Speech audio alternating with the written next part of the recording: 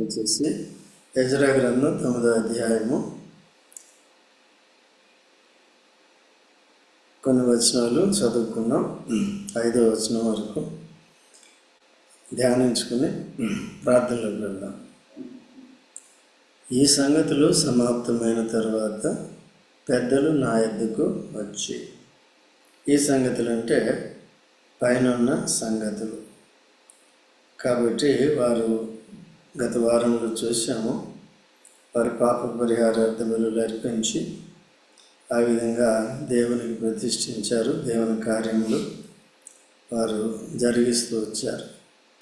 ఆ చెరలో నుండి వచ్చిన వారు అందరూ కూడా ఎజ్రా యొక్క నాయకత్వంలో పెద్దలు అందరూ కూడా విధేయులవుతూ వచ్చారు. సో ఇవన్నీ అయిపోయిన తర్వాత ఇంకొక సమస్య ఇక్కడ వచ్చింది. సమాప్తమైన తర్వాత పెద్దలు నా యొద్దకు వచ్చి ఇశ్రాయేలును, యాజకులను, లేవీయులను, కనానీయులు, హిత్తీయులు, పెరిజీయులు, యెబూసీయులు, అమ్మోనీయులు, మోయాబీయులు, ఐగుప్తీయులు, అమోరీయులు అను దేశపు జనుల నుండి తాము వేరుపరచుకొనక వారు చేయు అసహ్యమైన కార్యములు తామే చేయించు ఉన్నారని పెద్దలు వచ్చి ఎజ్రాకు తెలియజేస్తున్నారు. కనుక సో ఇటువంటి జనం, దీన్ని మిశ్రిత జనము అని అంటారు. కాబట్టి విశ్వాసులైన వారు ఆ విధంగా అవిశ్వాసులతో జోడుగా ఉండకూడదని మనకి కొత్త నిబంధనలో పౌలు కూడా చెప్తాడు. 2 కొరింథీ 6వ అధ్యాయం 14వ వచనంలో ఉంటుంది. ఈ పెద్దలు కూడా వీరు యథార్థంగా ఉన్నట్లుగా కనపడుతుంది. సంఘములో కూడా పెద్దలు ఎవరయ్యా పెద్దలంటే యథార్థంగా ప్రవర్తించేవారు, వాక్యానికి అనుకూలంగా ప్రవర్తించేవారు. ఇక్కడ ఎజ్రాకి వారు నమ్మకంగా ఉన్నట్లు మనం కూడా యేసుక్రీస్తుకి, మన ప్రధాన యాజకుడికి నమ్మకంగా ఉండాలి. కాబట్టి మనం సరిగా జీవిస్తూ ఇతరుల యొక్క బలహీనతలు గుర్తించి మన మధ్యలో నుండి ఎటువంటి చెడుతనం లేకుండా, ఎవరిలో కూడా ఉండకుండా మనందరి బాధ్యత అలాగే ఉండాలి. అందుకనే చూడండి, అపోస్తుల కార్యములు 20వ అధ్యాయము 28వ వచనం. దయచేసి చదవని త్వరగా తీసిన వాళ్ళు. అపోస్తుల కార్యములు దేవుడు తన స్వరక్తం ఇచ్చి సంపాదించిన తన సంఘమును కాయుటకు పరిశుద్ధాత్మ మిమ్మును దేనియందు అధ్యక్షులనుగా ఉంచెనో ఆ యావత్తు మందును గూర్చియు మీ మట్టుకు మిమ్మును గూర్చియు జాగ్రత్తగా ఉండుడి. చూసారా, ఇక్కడ పరిశుద్ధాత్మ ద్వారా నియమింపబడిన వారే నిజమైన నాయకులు. వారు కూడా చాలా జాగ్రత్తగా ఉండాలి. కొత్త నిబంధన ప్రకారం పరిశుద్ధాత్మ నియమిస్తారు. ఎవరెవరిని ఏ పరిచర్య కొరకు నియమించాలనేది నియమిస్తారు. వారు చాలా యథార్థంగా ఉండాలి. అక్కడ ఏముందంటే ఏ విషయాల్లో మిమ్మల్ని, ఏ పరిచర్యలో మిమ్మల్ని అధ్యక్షులుగా లేక పెద్దలుగా బాధ్యులుగా నియమించారో ఆ విషయంలో, యావత్ మంత విషయంలో కూడా బాగా జాగ్రత్తగా ఉండాలి. మంత అంతా కూడా సరిగ్గా ఉండటానికి మిమ్మల్ని మీరు ప్రతిష్ఠించుకోవాలి. అంటే మాదిరికరమైన జీవితం కలిగి ఉండాలి అని అర్థం. తర్వాత యావత్ మందని గురించి మీరు జాగ్రత్త పడాలి. ఎందుకంటే వారు చేసిన తప్పులకి మీరే జవాబుదారులు అవుతారు. అధ్యక్షుడు, సేవకుడు, ఇది అది అని అతిశయిస్తే లాభం లేదు. వారిలో ఉన్న పొరపాట్లను సరిదిద్దకపోతే, వారికి మాదిరికరంగా ఉండకపోతే, వారిని హెచ్చరించకపోతే నీవే జవాబుదారు అవుతావు, బాధ్యులు. ఇప్పుడు మనం అందరం కూడా ఒకరికొకరు బాధ్యులంగా ఉన్నాం. కనుక జాగ్రత్తగా ఉండాలి. మొన్న వాక్యం విన్నాం. కాబట్టి రాజు భార్య, యరొబాము భార్య భర్త చెప్పినట్టుగా చేసింది.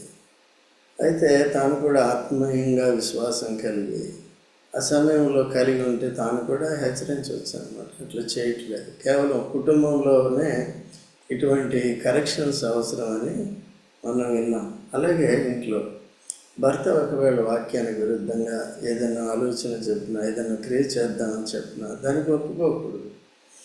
భార్య భార్య చేస్తానంటే భర్త ఒప్పుకోకూడదు, పిల్లలు చేస్తానంటే ఒప్పుకోకూడదు. అననీయ సపేరా కూడబలుక్కున్నట్టుగా ఉంది. ఒక్కొక్కరికి ఏంటంటే ఆ తప్పు చేయడానికి ఏకీపించారు. పరిశుద్ధాత్మకు విరోధంగా ఎందుకు ఈ కార్యాన్ని చేశారు అని ప్రశ్నించి వాళ్ళు మరణానికి కారకులు అవుతూ వచ్చారు. సో కాబట్టి అట్లా లేకుండా బహు జాగ్రత్తగా పెద్దలు అనేవారు ఉండాలి. మనమంతా కూడా దినాలను చూసినట్లయితే హెబ్రీ 5:13-14 వచనాల ప్రకారం బోధకులుగా ఉండాలి. బోధకులు అంటే ఇతరులను సరిచేసేవాళ్ళు. ఇక్కడుండి వాక్యం చెప్పడం మాత్రమే కాదు, కానీ అయితే ఇతరులను మనం సరిచేసే స్థితిలో ఎప్పుడు మనం ఇతరులను సరిచేయగలుగుతాం? మన ప్రవర్తన సరిగా ఉన్నప్పుడు, మన వాక్యానుసారంగా ఉన్నప్పుడు. ఈ పెద్దలు అటువంటి గ్రహింపు కలిగి ఉన్నారు, యథార్థంగా ఉన్నారు. కాబట్టి కొంతమంది ఇశ్రాయేలు వారు వీరితో అన్ని జనులతో, ఒక్క జాతితో కాదండి, ఎంతమంది జాతులు అంటే కననీయులు, హిత్తీయులు, పెరిజీయులు, యెబూసీయులు, అమోనీయులు, మోయాబీయులు, ఐగుప్తీయులు, అమోరీయులు ఉన్న ఆ దినాల్లో లోకంలో ఉన్న తెగలందరితో కూడా సంబంధాలు కలిగి ఉన్నారు.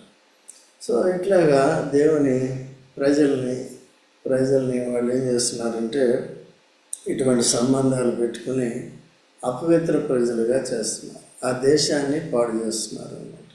సంఘంలో కూడా ఇటువంటి రీతిలుగా మనం ఉండకూడదు. సో విశ్వాసులుగా మారాలి, విశ్వాసులుగానే కొనసాగాలి, ఇతరులకు బుద్ధి చెప్పేవారుగా ఉండాలి. అలాగే ఒకరినొకరు మనం ప్రోత్సహించినప్పుడు, కుటుంబంలో కూడా అటువంటి యథార్థత కలిగి ఉన్నప్పుడు, ఈ ఇశ్రాయేలు పెద్ద రీతిగా గ్రహింపగలిగి ఉన్నారు. అలాగే ఉన్నప్పుడు మనకి సమస్య అనేది ఉండదన్నమాట. ఇంకోటి మొదటి కొరింథీ 1వ అధ్యాయము 10వ వచనం త్వరగా చదవండి. సహోదరులారా, మీరందరూ ఏకభావముతో మాట్లాడవలెననియు మీలో కక్షలు లేక ఏక మనస్సుతోనూ ఏక తాత్పర్యముతోనూ మీరు సన్నద్ధులై ఉండవలెననియు మన ప్రభువైన యేసుక్రీస్తు పేరిట మిమ్మును వేడుకొంచున్నాను. నా సహోదరులారా, మీలో కలహములు కలవని మిమ్మును గూర్చి క్లోయే ఇంటి వారి వలన నాకు తెలియవచ్చెను. మీలో ఒకడు నేను పౌలు వాడను, ఒకడు నేను అపోల్లో వాడను, మరి ఒకడు నేను కేఫా వాడను, ఇంకొకడు నేను క్రీస్తు వాడనని చెప్పుకొంచున్నారని నా తాత్పర్యము. ఈ దినాల్లో సంఘాల్లో ఇటువంటి విభజనలు, నేను బక్సింగ్ వాడను, నేను లేకపోతే పౌలు వాడను, లేకపోతే నేను అపోల్లో వాడను, లేకపోతే నేను ఇంకొక వాడినని ఒకే సంఘంలో, స్థానిక సంఘంలో ఇటువంటి విభజనలు ఉండకూడదు అన్నమాట. సో ఇక్కడ క్లోయా ఇంటి వారు వీరు యథార్థంగా ఉన్నారు, ఆత్మీయంగా ఉన్నారు. ఏ విభజనని కూడా వారు ప్రోత్సహించేవారుగా లేరన్నమాట. ఇల్లంతా, ఇంటి వారు అంటే మొత్తం అంతా. యెహోషువ చెప్పినట్టుగా నేను నా ఇంటి వారు అటువంటి ఆత్మీయ ఐక్యత కలిగి యెహోవాను అనుసరించుట్లో అటువంటి ఏకభావం వారు కలిగి ఉన్నారు, ఏకాగ్రత వారు కలిగి ఉన్నారు. అలాగే వీరు కూడా క్లోయా ఇంటి వారు కూడా కలిగి ఉన్నారు. అయితే తమంతటా తామే చెప్పకుండా అపోస్తలుడు పౌలు అక్కడికి వచ్చినాడు కనుక ఆయనకి చెప్తున్నారు అన్నమాట. ఈ పౌలు కూడా ఏం చేస్తున్నాడంటే సమాజం ఎదుట ఆయన పేరు పెట్టి చెప్పేస్తున్నాడు, వీరి వల్ల నేను విన్నాను. కాబట్టి దానికి కొన్నిసార్లు రిపర్కషన్స్ వస్తాయి, ప్రతికూల ప్రభావం పడుతుంది. కొన్నిసార్లు మా గురించి శరీరానుసార్లు మార్చుకోలేదానికి వచ్చి మా గురించి ఎందుకు చెప్పినాం, ఇట్లా ఏం చెప్పినాం, అట్లా గొడవలు అవుతాయి అన్నమాట. దాన్ని కూడా పౌలు అనుకునే ఆయనకి ఎవరైనా రిపోర్ట్ చేస్తే కరెక్ట్గా చేయాలి. అది దాన్ని బట్టి ఏంటంటే ఉన్నట్టుగా చెప్పేస్తారు. కొంతమంది అబద్ధపు రిపోర్ట్ ఇస్తారు, కపటంతో రిపోర్ట్ ఇస్తారు. ఇచ్చినప్పుడు అది కరెక్ట్ కాదు, ఇవి చెప్పిన వాళ్ళకి ఎఫెక్ట్ అవుతుంది. పౌలు ఒకవేళ ఆ రిపోర్ట్ కరెక్ట్ కాదనుకో ఏమవుతుంది, ఆయనకే కష్టం అవుతుంది. ఓకేనా? తిరిగి సంఘం అంతా కూడా ఆయన మీద తిరుగుబాటు చేసే అవకాశం ఉంటుంది. కనుక మనం జాగ్రత్తగా ఉండాలి. ఓకేనా? కాబట్టి కొద్దిగా ఆ విధంగా మనం యథార్థవంతులంటే ఉన్నట్టుగా చేయాలి. అది సంఘ క్షేమాన్ని కోరి చేయాలి, దేవుని మహిమను కోరి చేయాలి. సంఘం ఏ రీతిగా ఉండాలనేది సంఘంలో ఉన్న ప్రతి వ్యక్తికి అర్థం కావాలన్నమాట. కొన్నిసార్లు ఇటువంటి ఎవరిలోనైనా పొరపాటు ఉన్నప్పుడు మీరు సంఘానికి తెలియజేస్తే, నాయకత్వానికి మాకు తెలియనప్పుడు మేము కూడా అందరినీ అబ్జర్వ్ చేస్తూ ఉంటాము. అయితే కొన్నిసార్లు మా గ్రహింపుకి అతీతంగా ఉన్నప్పుడు, లోపల ఏమైనా జరుగుతున్నప్పుడు ఇవన్నీ కూడా నిప్ ఇన్ ద బడ్ అంటే మొగ్గగా ఉన్నప్పుడు దాన్ని ఏం చేయాలి, తుంచివేసేయాలి. అట్లా చెప్పాలి. సంఘంలో కూడా ఇటువంటి విభజనలు ఇవన్నీ ప్రాబ్లమ్స్ వస్తాయి. యేసు ప్రభు కూడా దీనికి ఒక కట్టడ, ఒక నియమాన్ని చెప్పాడు. ఎవరైనా అతిక్రమిస్తే ముందు ఒంటరిగా ఒకరు పోయి చెప్పండి, మార్చుకోకపోతే తర్వాత సంఘంలో చెప్పండి, అప్పటికే మార్చుకోకపోతే అన్నిని గాయించండి అని చెప్తారు. కాబట్టి ఇలాంటి పద్ధతులు ఉన్నాయన్నమాట. మనం కూడా బహు జాగ్రత్తగా ఉండాలి. బతికే కొన్ని రోజులు దేవుని కృపను బట్టి రక్షణ పొందిన తర్వాత ఎదుగుతున్నాం, వాక్యాన్ని అర్థం చేసుకుంటున్నాం. చివరికి ఏంటంటే ఇటువంటి విభజనల వైపు, శరీరతత్వం వైపు, గ్రూపుల వైపు లేకపోతే అటువంటి రీతిగా పెట్టుకోవద్దు. తర్వాత ఇంకోటి ఏంటంటే సంబంధాలు పెట్టుకోవద్దు. నేను అందుకనే ఎప్పుడు చెప్తూ ఉంటాను, సంఘం అనేది సహవాసం. సంఘం అనేది ఒక శరీరం లాంటిది. శరీరంలో యేసు ప్రభు కూడా శరీరానికే పోల్చాడు సంఘాన్ని. కనుక ఈ శరీరంలో ఉన్న ఏ అవయవం కూడా ఇండిపెండెంట్గా పనిచేయదు, శిరస్సు ఆధీనంలో ఉండి పనిచేస్తుంది. ఈ శరీరంలో ఉన్న అంగాలు ఒకదానికి ఒకటి విరోధంగా చేయదు. లేకపోతే ఈ సంఘంలో ఉన్న అంగాలు తాము విభజించుకోవాలన్నమాట. కాబట్టి నేనేది మనం అనుకుంటాం అది తల, ఇది మొండెము, ఈ కాళ్ళు, ఇవి చేతులు, ఇదే అదని అనుకుంటాం. కానీ ఇవంతా కూడా బాడీ ఈజ్ వన్. అంటే బాడీ అంటే అదేంటంటే it comprises all the organs or limbs, అన్నీ కలిపి, అవయవాలన్నీ కలిపి ఏమవుతుందో ఒక శరీరం. కాబట్టి శిరస్సాధీనంలో ఉండి తమ పనులు అవి జరిగిస్తాయి. ఏ అవయవానికి ఏ పని ఉందో ఆ పని చక్కగా జరిగిస్తాయి. అలాగా ఇటువంటి ఐక్యతలోకి మనం అంతా కూడా రావాలి. రెండోది ఏంటంటే తర్వాత బంధాలు పెట్టుకునే విషయంలో, పెళ్లి వివాహ విషయాల్లో కానీ, లేకపోతే ఇంకో విషయాల్లో కానీ, లేకపోతే గ్రూపిజం పెట్టుకోవటం. కొంతమంది ఫ్రెండ్షిప్ చేస్తూ ఉంటారు, ఇద్దరు ముగ్గురు, అంతే మేము ఇంతే.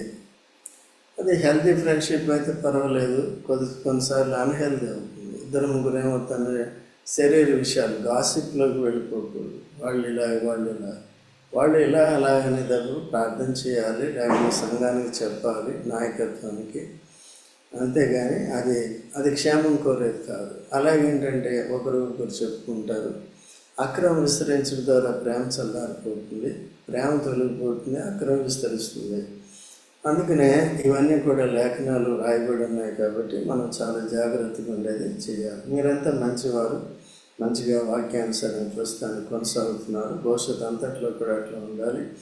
ఎవరైనా శరీరానుసారాలు వచ్చినప్పుడు, లేకపోతే మంచి పైకి బాగానే ఉంటారు, కానీ వాళ్ళ యాక్షన్స్ కూడా మనం గమనిస్తూ రావాలి. చాలా మృదువుగా, మెత్తగా ఉంటారు, కానీ మనం గమనిస్తూ రావాలి, జాగ్రత్తగా ఉండాలి. కొన్నిసార్లు నాకు వీళ్ళు ఫోన్ చేస్తూ ఉంటారు బయట నుంచి, అన్న మేము మీ సహవాసానికి రావాలనుకుంటున్నాం అంటే, ఇప్పుడు ఎక్కడ అంటే పలానా చోట. మరి అక్కడి నుంచి ఎందుకు వచ్చేస్తున్నారంటే ఆ సేవకుడి గురించి ఎవరి గురించో చెప్తూ ఉంటారు. వాళ్ళు ఇక్కడికి వచ్చినా అలాగే చేస్తారు, వద్దులేండి అక్కడికి వెళ్ళండి అని చెప్తా అన్నమాట. అలా చెప్పిన సందర్భాలు కూడా ఉన్నాయి. మనకి quality is important rather than quantity. అది దేవుడు ఎవరిని నడిపిస్తే వారిని ఆత్మీయంగా సిద్ధపరిచే బాధ్యత సంఘానికి, మనందరిది. అలాగా మనం తీసుకుంటాం. కాబట్టి శరీరాలని సంఖ్య కోసం క్వాలిటీ లేకుండా నింపుకోవాలని, లేకపోతే మన సరిహద్దుల్ని విశాలపరుచుకోవాలని అట్లా ఉండకూడదు. జాగ్రత్తగా ఉండి చేసుకోవాలి.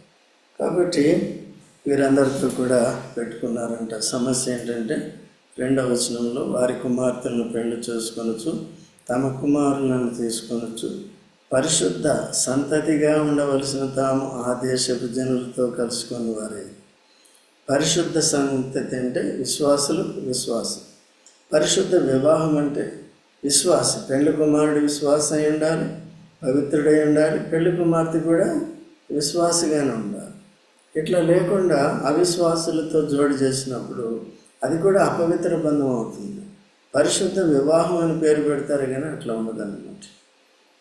కాబట్టి ఒకవేళ అటువంటి వారు వచ్చినప్పుడు వారి గురించి శ్రద్ధ తీసుకుని వారిని విశ్వాసంలో తీసుకొచ్చి వారిని సిద్ధపరిచి ఇలాగా చేసిన సందర్భాలు నా జీవితంలో కూడా కొన్ని ఉన్నాయి. కాబట్టి ఆ విధంగా మొత్తానికి అటువంటి బంధాలు ఏమైనా వచ్చినప్పుడు, మతాలు వేరైనప్పుడు, లేకపోతే ఇంకోటి వేరైనప్పుడు వారిని కూర్చోబెట్టి అట్లా వెంకటరెడ్డి ఒక అతను కూడా రక్షణ లేదు కానీ ఒక అమ్మాయిని ప్రేమించాడు, దేవమ్మని ప్రేమించినప్పుడు ఇద్దరు ప్రేమించారు. అలాంటప్పుడు ఆయన్ని తీసుకొచ్చినప్పుడు వాక్యం చేసి వార్త చెప్పినప్పుడు మారు మనసు పొందాడు.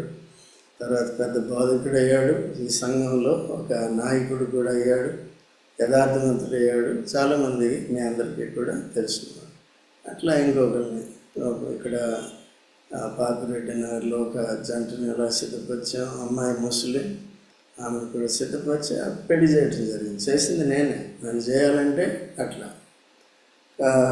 అలా మారు మనసు పొందాలి. ఇప్పుడు కూడా ఇలాగే లావణ్య వాళ్ళని అంత సరైన ఫెయిత్ లేదు. ఫెయిత్ అంటే ఏదో ఉండగానే లేదు. ఇవన్నీ కూడా దినదినం సిద్ధపరచవలసి వస్తుంది, టచ్లో పెట్టుకొని అలాగా చేసి సిద్ధం చేయడం జరుగుతుంది. ఈ విషయాల్లో కూడా చాలా జాగ్రత్తగా ఉండాలి. కనుక ఇటువంటి అపవిత్రమైన బంధము ఉండకూడదు. పరిశుద్ధ సంతతిగా ఉండవలసిన తాము ఆ దేశపు జనులతో కలుసుకున్న వారేరి ఈ అపరాధము చేసిన వారిలో పెద్దలను అధికారులను నిజముగా ముఖ్యులై ఉంటారని చెప్పారు. దీంట్లో కొంతమంది పెద్దలు కూడా అధికారులు కూడా వారిలో ఈ అపరాధంలో కూడా పాలు పొందిన వారిగా ఉన్నారు. ఇంక పెద్దలే అధికారులు అట్లా చేస్తే మిగిలిన వారి సంగతి ఏంటి? అలాగా చెడిపోతుంది క్రమం. అట్లా లేకుండా జాగ్రత్తగా ఉండాలి. నేను ఈ సంగతి విని నా వస్త్రములు పై దుప్పటిని చింపుకొని నా తల వెంట్రుకలను ఆ గడ్డపు వెంట్రుకలను పెరికి వేసుకొని విభ్రాంతి పడి కూర్చుంటుని. చూసారని ఎంత బాధపడ్డాడో. సో ఈ పరిస్థితి జరుగుతుందంటే కాబట్టి ఆ ప్రజల యొక్క అపరాధము ఎంత తీవ్రతగా ఉందో తాను ఎజ్రా గ్రహించిన వాడే ఆ రీతిగా చేశాడు. చెరపట్టుబడిన వారి అపరాధమును చూసి ఇశ్రాయేలు దేవుని మాటకు పడిన వారందరూ నా ఎదుకు కూడి వచ్చిరి. నేను విభ్రాంతి పడి సాయంత్రపు అర్పణ వేళ కూర్చుంటుని. సాయంత్రపు అర్పణ వేళను శ్రమ తీరగా నేను లేచి నా వస్త్రమును పై దుప్పటిని చింపుకొని మోకాళ్ళ మీద పడి నా దేవుడైన యెహోవా తట్టు చేతులెత్తి. కాబట్టి ఎందుకు చేతులెత్తాడో, ఎందుకు ప్రార్థన చేశాడో ఈ విషయాలు ప్రభు చిత్తం అయితే మరోసారి చూద్దాం. కాబట్టి నాయకులైన వారు ఈ విధంగా ఉంటారు.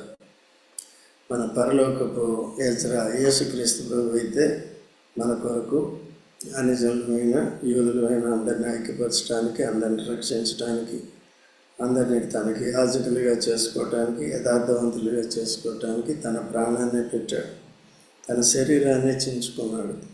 కాబట్టి అలాగా మనకి జీవ మార్గాన్ని, నూతన మార్గాన్ని ఏర్పాటు చేశాడు. ప్రాచీన విశాల మార్గం నుంచి, నరక మార్గం నుంచి మనం విడిపించాడు. కాబట్టి ఇప్పుడు ఆత్మానుసారంగా మనం ఉండాలి, పవిత్రంగా ఉండాలి. మన బంధాలు కానీ మన దందాలు కానీ ఏవైనప్పటికీ కూడా బాగా జాగ్రత్తగా ఉండాలి. ప్రార్థనలోకి వెళ్దాం. మిగిలిన విషయాలు ప్రభు చిత్తం అయితే వచ్చే వారం చూసుకుందాం.